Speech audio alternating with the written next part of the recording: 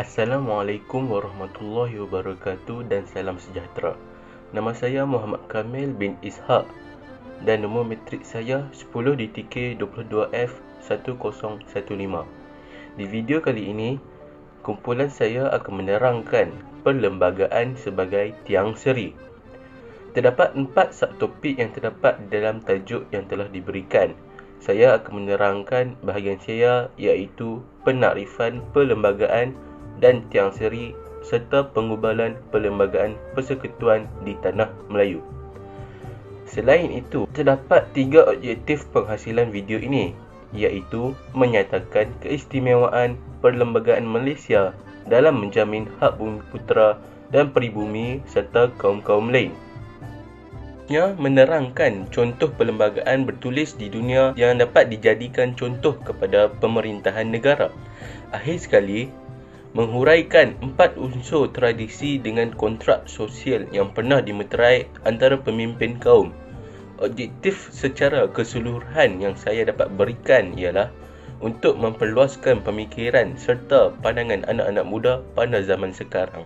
Saya sebagai pembentang yang pertama akan menerangkan tentang penafsiran istilah perlembagaan dan tiang seri beserta sejarah penggubalan perlembagaan persekutuan di tanah Melayu.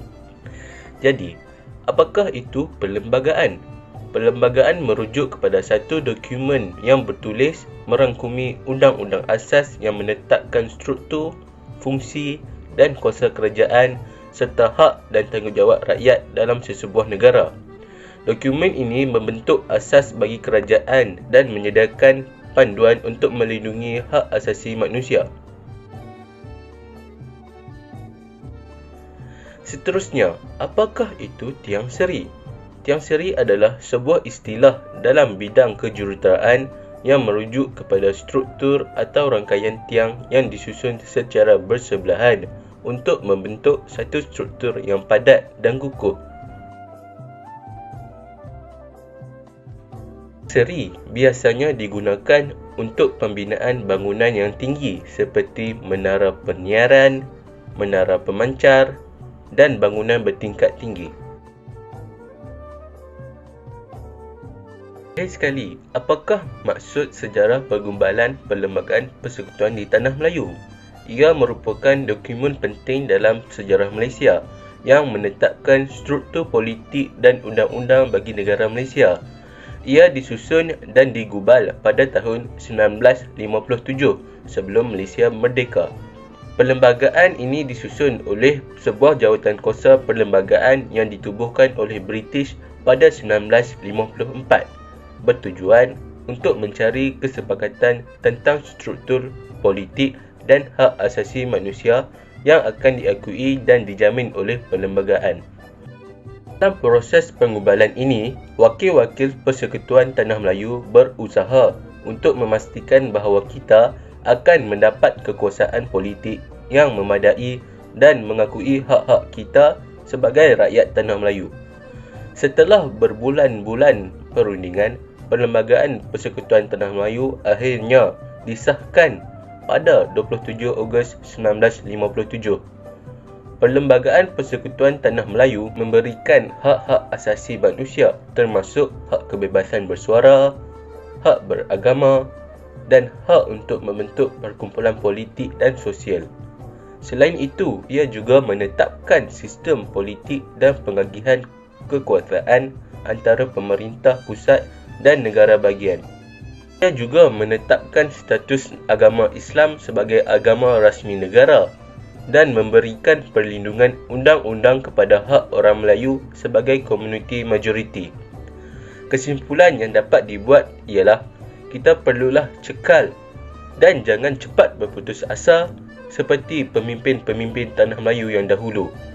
Hal ini kerana jika berlaku penggubalan persekutuan di Tanah Melayu, banyak halangan yang perlu dihadapi sebelum ia siap digubal pada tahun 27 Ogos 1957. Okey, sekian. Itu sahaja daripada saya. Terima kasih. Assalamualaikum dan salam sejahtera, salam satu Malaysia. Anda pernahkah terfikir tentang apakah keistimewaan Perlembagaan Malaysia bagi menjamin hak-hak asasi atau hak pelbagai kaum di Malaysia, antaranya kaum Bumiputera dan kaum Peribumi? Saya Muhammad Zahid bin Abdul Rahman dan nombor kad meja saya ialah 10DTK22F1013. Dalam video pada hari ini, saya akan membentangkan perkara ini dengan lebih mendalam tentang artikel dan perkara yang terlibat bagi menjamin hak-hak asasi pelbagai kaum di Malaysia. Dalam video pada hari ini terdapat 3 objektif yang utama. Objektif yang pertama, saya akan menceritakan tentang apakah konsep peribumi dan konsep Bumiputera. Yang seterusnya, saya akan menceritakan tentang isi-isi iaitu artikel dan perkara yang terdapat dalam Perlembagaan Malaysia bagi menjamin hak-hak ini. Yang seterusnya, saya akan membuat ulasan ringkas bagi video pada hari ini.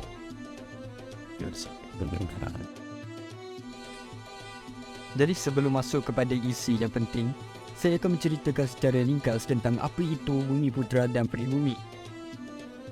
Bumiputera bermaksud kaum suku etnik yang berasal daripada semenanjung Malaysia, antaranya ialah masyarakat Melayu dan orang-orang asli dan sebagainya. Manakala kaum Peribumi adalah masyarakat yang berasal daripada Sabah dan Sarawak yang bermasyarakat asli yang terdiri daripada 50 sub-etnik. Jadi kita bermula dengan isi penting iaitu perkara 153. Perkara 153 Perlembagaan Malaysia memberikan Yang di-Pertuan Agong atau YDPA hak atas dan tanggungjawab bagi menjaga kedudukan istimewa masyarakat Bumiputera, Peribumi dan komuniti yang lain. Dan seterusnya, tunjuk cara bagi melakukan perkara ini, seperti mewujudkan kota kemasukan ke pendidikan awam, beasiswa awam dan perkhidmatan awam. Perkara 153A dinyatakan bahawa di dalam perkara ini, syarikat-syarikat yang disenaraikan di Bursa Malaysia perlu mempunyai sekurang-kurangnya 30% pemegang equity oleh Bumiputera. Rumusan yang dapat dirangkumkan dan dapat disimpulkan dalam topik ini ialah perlu diingatkan bahawa keistimewaan ini tidak bermaksud kaum lain di negara ini dikecualikan dan diabaikan. Keistimewaan ini ditetapkan untuk memperbaiki ketidakseimbangan dan ketidakadilan yang telah wujud sebelum ini, iaitu pada tahun sebelum kemerdekaan. Assalamualaikum dan salam sejahtera. Nama saya Aiman Hazim bin Ahmad Hisham dan nombor metrik saya adalah 10DTK22F1033. Soalan yang saya akan bincangkan hari ini ialah satu contoh perlembagaan bertulis di dunia yang boleh dijadikan sebagai rujukan pemerintahan negara kita. Saya telah membuat kajian kepada satu perlembagaan bertulis. Perlembagaan ini pula adalah perlembagaan pertama dan dicipta sendiri oleh baginda Rasulullah SAW pada tahun 622 Masihi dan ia juga dikenali sebagai Piagam Madinah. Antara perjanjian yang terkarang di dalam perlembagaan ini ialah semua penduduk Madinah ditegah untuk bermusuh atau menanam hasad dengki sesama sendiri.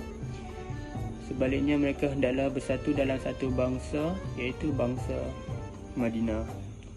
Perkara ini sangatlah bertepatan untuk negara kita yang pelbagai kaum. Untuk perkara janji yang kedua yang terkarung dalam piagam ini ialah semua penduduk Madinah bebas untuk mengamalkan upacara keagamaan masing-masing.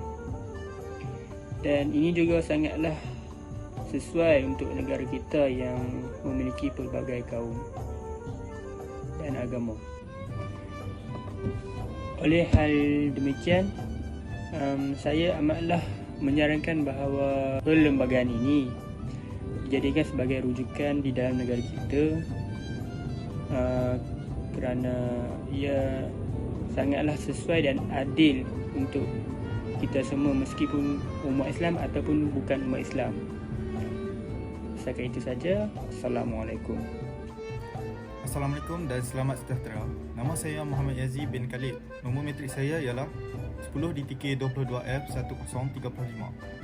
Saya akan bersambung dengan membincangkan dengan topik tentang 4 unsur tradisi di dalam perlembagaan persekutuan yang berhubung kait dengan kontrak sosial antara pemimpin kaum di Tanah Melayu.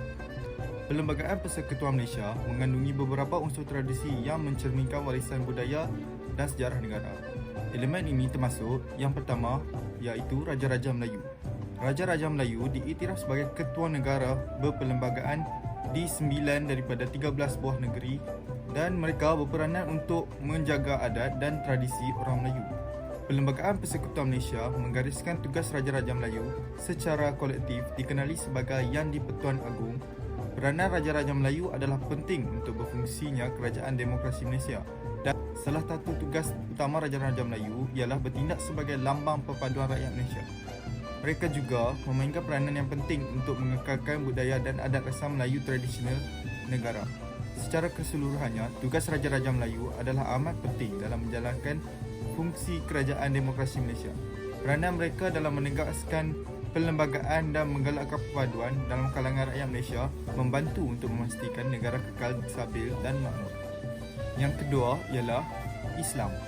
Agama Islam adalah agama rasmi di Malaysia dan perlembagaan menjamin kebebasan beragama untuk semua rakyat. Undang-undang Islam atau syariah digunakan dalam urusan keluarga dan peribadi bagi orang Islam. Islam adalah agama utama di Malaysia dengan kira 60% penduduk mengamalkan kepercayaan ini. Kerajaan Malaysia mengiktiraf agama Islam sebagai agama rasmi negara dan menjunjung prinsip agama dalam sistem perundangan. Negara ini mempunyai sistem mahkamah syariah yang mengendalikan hal-hal berkaitan perkahwinan, penceraian dan pewarisan bagi orang Islam. Sebagai contohnya, banyak adat dan adat istiadat Melayu berakar umbikan daripada Islam, seperti sambutan Hari Raya Aidilfitri yang menandakan berakhirnya bulan puasa Ramadan. Yang ketiga pula iaitu Bahasa Melayu. Bahasa Melayu ia adalah bahasa rasmi negara. Bahasa Melayu diiktiraf sebagai bahasa kebangsaan Malaysia dan perlembagaan mensyaratkan semua rakyat boleh bertutur dan memahaminya. Seperti yang dinyatakan dalam artikel 152, perlembagaan menyatakan bahawa bahasa kebangsaan Malaysia ialah bahasa Melayu dan ia hendaklah menjadi bahasa pengantar utama di semua sekolah di negara itu. Bahasa ini diiktiraf sebagai bahasa rasmi negara dan dipromosikan oleh kerajaan sebagai cara memupuk perpaduan dan jati diri negara. Poin yang terakhir ialah kedudukan keistimewaan orang Melayu. Perlembagaan juga memperuntukkan kedudukan istimewa orang Melayu dan kumpulan peribumi lain di Malaysia yang dikenali sebagai Bumi Putera untuk menggalakkan kemajuan sosio-ekonomi mereka. Konsep keistimewaan Melayu termaktub dalam Perlembagaan Persekutuan Malaysia, mencerminkan susunan sejarah, budaya dan demografi negara yang unik. Keistimewaan-istimewa itu bertujuan untuk menjaga kepentingan masyarakat Melayu yang merupakan kumpulan etnik yang terbesar di negara ini. Keistimewaan orang Melayu, kepentingan politik, ekonomi, pendidikan dan budaya mereka. Sebagai contoh, perlembagaan memberikan hak kepada orang Melayu untuk memilih tanah di negara ini dan memberi keutamaan kepada mereka dalam pekerjaan, pendidikan dan peluang perniagaan di sektor awam. Keistimewaan orang Melayu merupakan bahagian penting dalam warisan politik dan budaya Malaysia. Dalam tradisi Melayu, kontrak sosial di kalangan pemimpin kaum adalah berasaskan idea saling hormat menghormati dan bekerjasama. Raja-Raja Melayu dilihat sebagai penjaga tradisi dan budaya Melayu dan mereka diharapkan untuk melindungi dan memeliharanya. Sebagai balasan, orang Melayu berikrar untuk taat setia dan taat kepada raja-raja. Konsep kontrak sosial juga tercermin dalam hubungan antara kerajaan dan rakyat. Kerajaan dilihat bertanggungjawab untuk memastikan kesejahteraan dan kemakmuran rakyat dan sebagai balasan, rakyat diharap untuk terus mematuhi undang-undang dan menyumbang kepada pembangunan negara. Secara keseluruhannya, 4 unsur tradisi yang terdapat dalam Perlembagaan Persekutuan Malaysia berkait rapat dengan konsep kontrak sosial dalam tradisi Melayu. Ia mencerminkan warisan budaya dan sejarah negara dan direka untuk menggalakkan rasa hormat, kerjasama dan kemakmuran di kalangan semua rakyat Malaysia. Terima kasih.